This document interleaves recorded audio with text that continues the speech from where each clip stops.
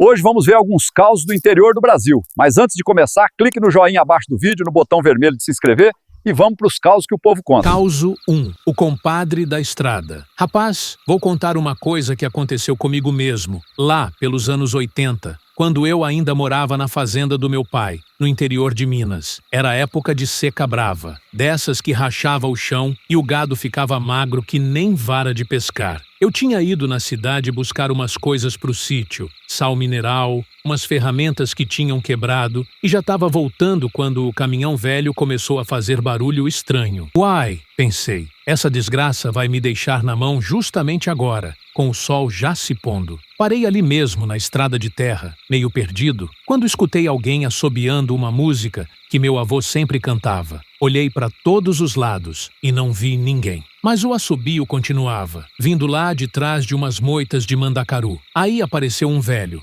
todo de branco, chapéu de palha na cabeça, com uma cara boa, sabe? Daquelas pessoas que a gente já confia na primeira vista. Ele se aproximou e perguntou se eu precisava de ajuda. Eu expliquei do caminhão, e ele disse que entendia um pouquinho de motor. O homem mexeu umas coisas debaixo do capô, fez uns barulhinhos com a boca e pediu para eu tentar ligar. Rapaz, o motor pegou na primeira, ronronando que nem gato no colo. Eu fiquei tão agradecido que quis dar uns trocados pro velho, mas ele disse que não precisava, que era só ajudar o próximo quando pudesse. Subi no caminhão e segui viagem. Quando cheguei em casa, meu pai perguntou se eu tinha encontrado alguém na estrada. Contei do velho de branco que tinha me ajudado. Meu pai ficou calado um tempo. Depois disse que o único que morava naqueles lados era o compadre Lindolfo, mas que ele tinha morrido fazia mais de 10 anos. Nunca mais esqueço daquele dia. E desde então, sempre que vejo alguém precisando de ajuda na estrada, eu paro. Vai que é minha vez de retribuir. Causo 2. A égua branca da lagoa. Olha, moço, essa história eu vivi quando era menino, mas lembro de cada detalhe como se fosse ontem. Meu avô tinha uma fazendinha pequena, lá pros lados de Formiga, e eu passava as férias com ele e minha avó. Tinha uma lagoa nos fundos da propriedade, cercada de buriti e uns pés de ingá. Lugar bonito demais, água sempre fresquinha, boa para pescar. Mas meu avô sempre dizia para não ir lá depois do sol se pôr, que não era lugar para criança ficar de noite. Eu, moleque teimoso, achava que era conversa de velho. Até que numa tarde, eu estava pescando e perdi a noção do tempo. Quando vi, já estava escurecendo, mas os peixes estavam mordendo gostoso e eu não queria voltar de mão vazia. Foi então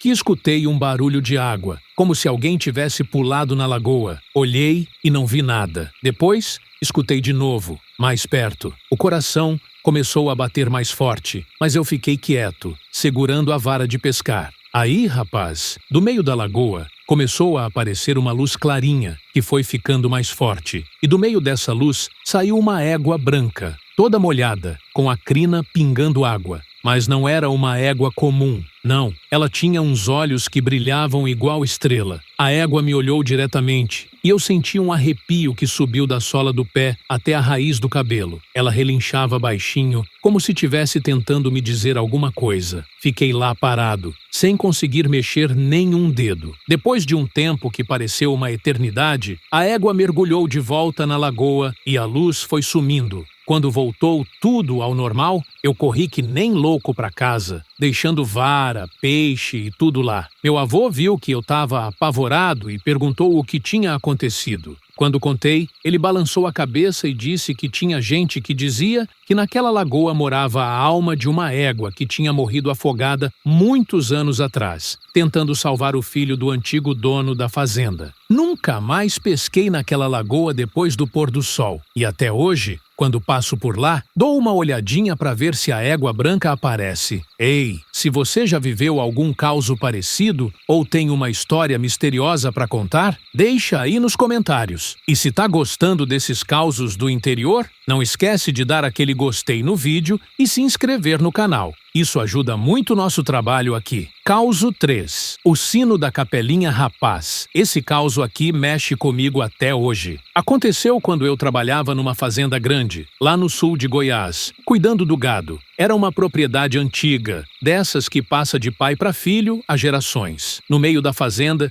tinha uma capelinha pequena, toda branquinha, com um sino de bronze no alto. O patrão contava que foi construída pelo bisavô dele, em pagamento de uma promessa. Todo domingo, ele mesmo tocava o sino para chamar o pessoal para a reza. Eu morava numa casinha não muito longe da capela, junto com outros peões. Era um lugar sossegado. Só barulho de sapo, grilo e boi mugindo de vez em quando. Uma noite eu estava deitado, quase pegando no sono, quando escutei o sino tocando. Mas não era o toque de sempre, sabe? Era um som diferente. Mais devagar, meio triste. Pensei que fosse o patrão, talvez fazendo alguma oração especial. Mas aí eu lembrei que ele tinha viajado para a cidade naquele dia e só voltaria na outra semana. E os outros peões estavam todos dormindo. Dava para escutar o ronco do Joaquim na casa do lado. O sino continuou tocando por uns 10 minutos, sempre naquele ritmo lento. Me deu uma aflição danada, mas eu tinha medo de sair para ver o que era. Fiquei lá deitado,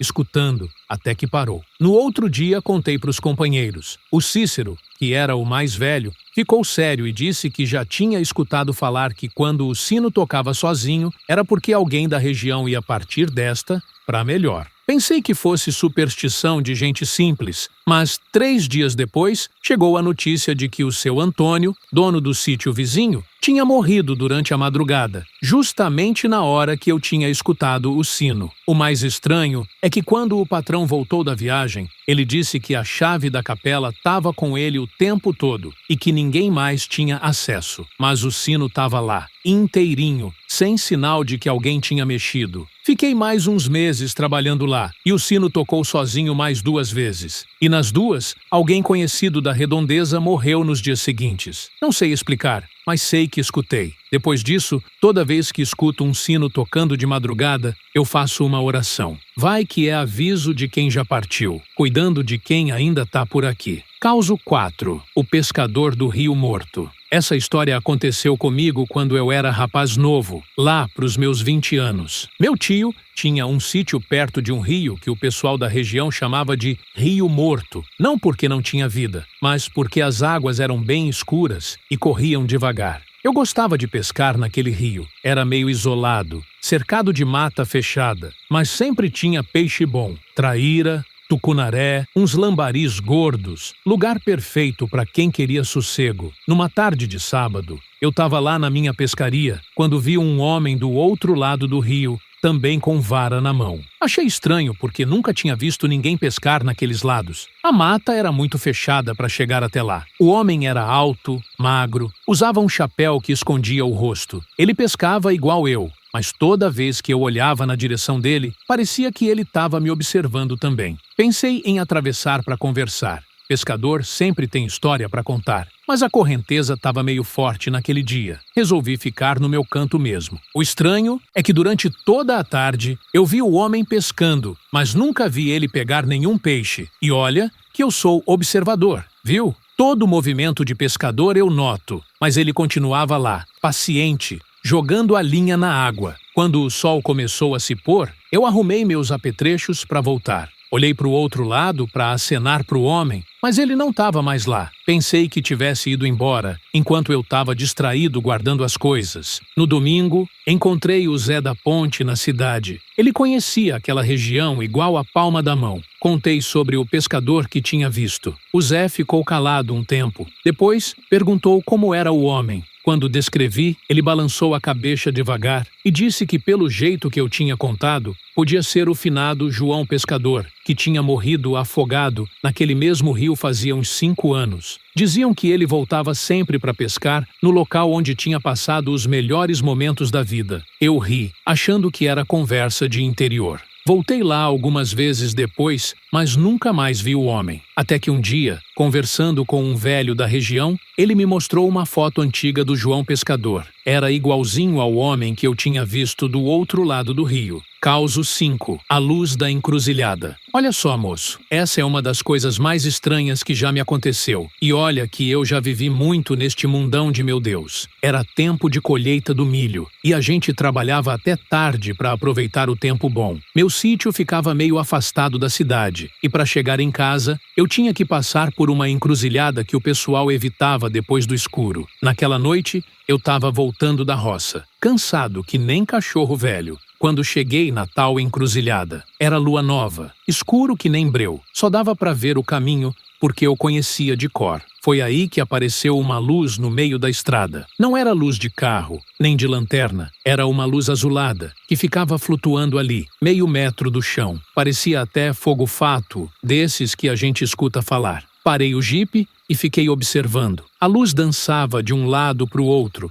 como se estivesse chamando alguém. Meu primeiro instinto foi dar ré e pegar outro caminho, mas a curiosidade foi mais forte. Desci do carro devagar e a luz começou a se mover na direção de uma das estradas que saía da encruzilhada. Ela ia devagar, parando de vez em quando, como se estivesse esperando eu seguir. Peguei a lanterna e fui atrás, mantendo uma distância boa. A luz me levou por uns 200 metros estrada adentro, até parar perto de uma árvore grande. Aí ela começou a piscar, bem rápido, como se tivesse urgência. Quando cheguei mais perto, vi que tinha alguém caído embaixo da árvore. Era um rapaz novo, inconsciente, com uma ferida na cabeça. Devia ter batido a moto e sido jogado longe da estrada. Carreguei o moço para o jipe e levei direto para o hospital da cidade. Os médicos disseram que se ele tivesse ficado ali a noite toda, com o frio que estava fazendo, podia não ter resistido. Quando voltei para casa de madrugada, passei pela encruzilhada de novo. Estava tudo normal, escuro e silencioso como sempre. Mas eu sabia que alguma coisa tinha me guiado até aquele rapaz. Contei a história para o padre da cidade e ele disse que às vezes Deus usa os meios mais misteriosos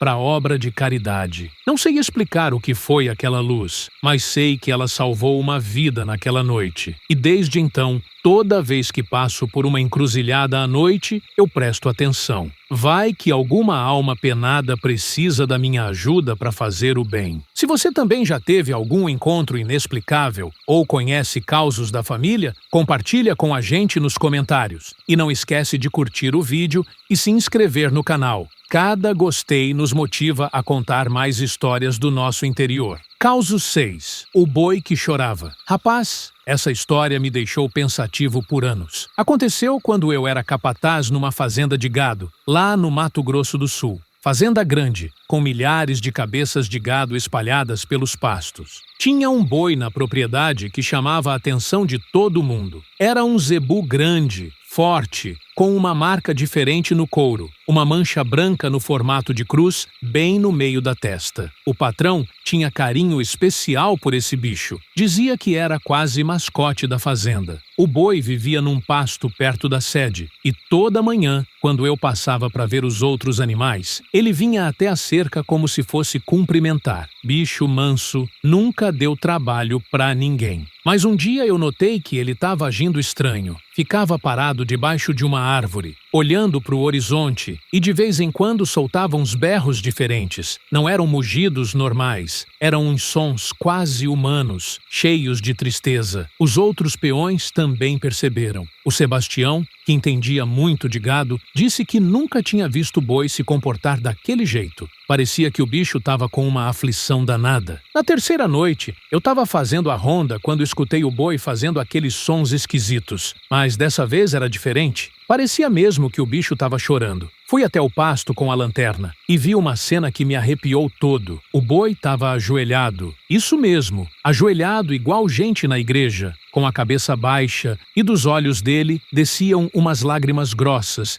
que brilhavam na luz da lanterna. Nunca tinha visto animal chorar daquele jeito. Fiquei ali parado, sem saber o que fazer. O boi me viu, levantou devagar e me olhou com uns olhos tão tristes que me deu vontade de chorar junto. Depois ele foi andando devagar até a cerca, encostou a cabeça numa mourão e ficou ali parado. No outro dia, chegou a notícia de que o patrão tinha morrido durante a madrugada, no hospital da capital, onde estava internado há uma semana. Ninguém na fazenda sabia que o estado dele era grave. Ele não queria preocupar os funcionários. Quando contamos para os outros trabalhadores, o velho Chico, que trabalhava ali há 30 anos, disse que o patrão tinha criado aquele boi desde bezerro, na mamadeira, depois que a mãe dele morreu no parto. Os dois tinham uma ligação especial. Depois do enterro, o boi nunca mais foi o mesmo. Ficou mais retraído, não vinha mais até a cerca para cumprimentar. Morreu uns meses depois. Dizem que de tristeza. Pode parecer conversa fiada, mas eu vi com meus próprios olhos aquele boi chorando pela morte do dono. E desde então, eu acredito que os bichos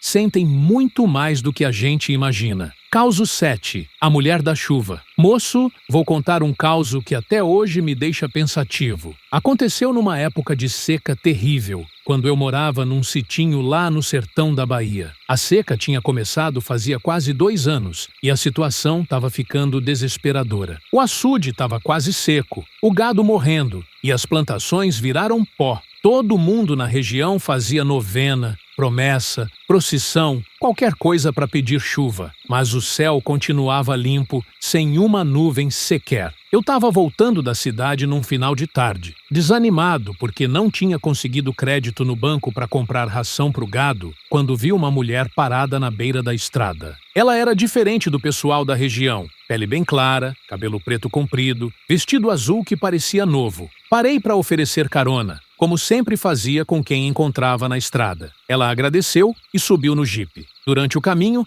a gente conversou sobre a seca, sobre como estava difícil a vida por ali. A mulher escutava tudo com atenção, balançando a cabeça com pena. Depois de um tempo, ela disse uma coisa estranha, que dentro de 3 dias ia chover tanto que o pessoal ia até reclamar. Eu ri, achando que ela estava tentando animar meu espírito. Quando chegamos na bifurcação perto do meu sítio, ela disse que ia descer ali mesmo. Perguntei se tinha certeza, porque ali só tinha mato e não passava quase ninguém. Ela sorriu e disse que alguém ia buscá-la. Deixei ela lá e segui para casa. Quando olhei pelo retrovisor, a mulher estava parada no mesmo lugar, olhando para o céu. Achei estranho, mas cada um sabe da sua vida. No segundo dia depois desse encontro, começaram a aparecer umas nuvenzinhas no horizonte. No terceiro dia, o céu ficou carregado de manhã cedo. E de tarde, rapaz, desceu um temporal que parecia fim de mundo. Choveu 3 dias seguidos, sem parar. O açude encheu, os pastos reverdeceram e todo mundo ficou feliz da vida. Mas eu ficava pensando na mulher e na previsão certeira que ela tinha feito.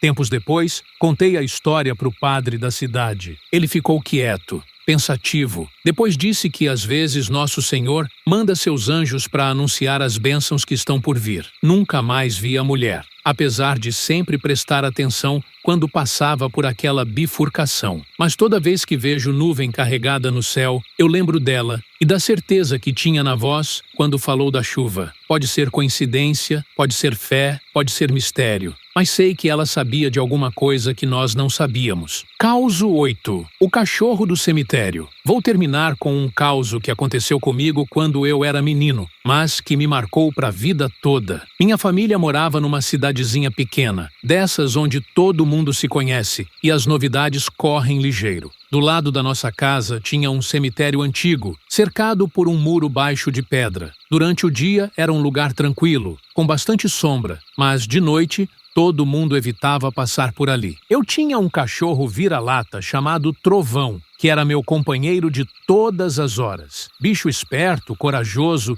que nunca recuava de uma briga. Mas tinha uma coisa estranha com ele. Toda noite, lá pelas 9 horas, ele saía de casa e ia direto para o cemitério. Minha mãe achava esquisito e sempre mandava eu ir buscar o Trovão. Quando eu chegava lá, encontrava ele sentado em frente ao portão do cemitério, quieto, como se estivesse esperando alguém. Uma noite, resolvi descobrir o que ele fazia lá. Me escondi atrás de uma árvore e fiquei observando. O Trovão chegou no horário de sempre, se sentou na frente do portão e ficou ali parado, com as orelhas em pé, prestando atenção em alguma coisa. Depois de uns minutos, ele começou a abanar o rabo e a fazer festa, como se estivesse vendo alguém chegando. Mas eu não via nada. O cachorro se levantou, foi até o portão e começou a andar de um lado para o outro, sempre olhando para dentro do cemitério. De repente, o Trovão parou, sentou de novo e ficou ali quieto, como se tivesse alguém fazendo carinho nele. A cauda balançava devagar e ele tinha aquela cara de contentamento que cachorro faz quando está recebendo afago. Isso durou uns 20 minutos. Depois, o Trovão se despediu.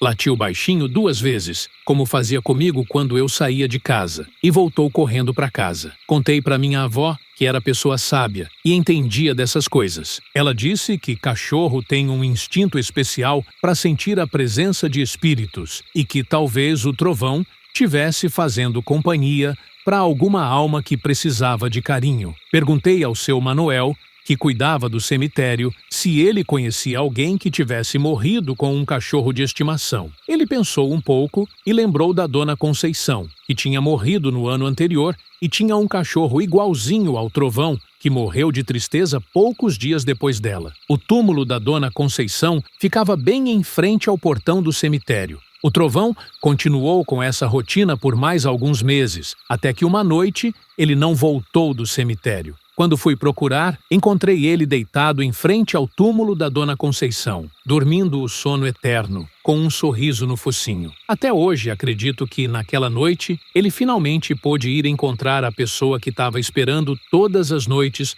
no portão do cemitério. Esses foram os causos de hoje. Clique no meio da tela para ver mais causos do nosso canal. Até a próxima!